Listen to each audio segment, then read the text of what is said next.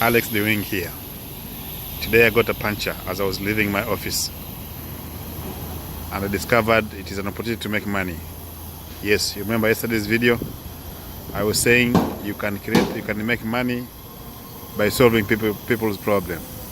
This is a problem I had. So if you can think of how creative you can be to help people with punctures, you can make money.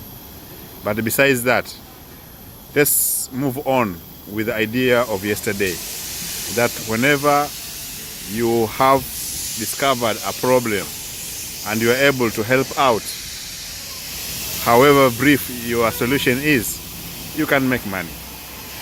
That is the concept. The concept is to look for people with problems, help them out through a step-by-step guide, either in text form as a PDF or as a video, and you can make a living out of that.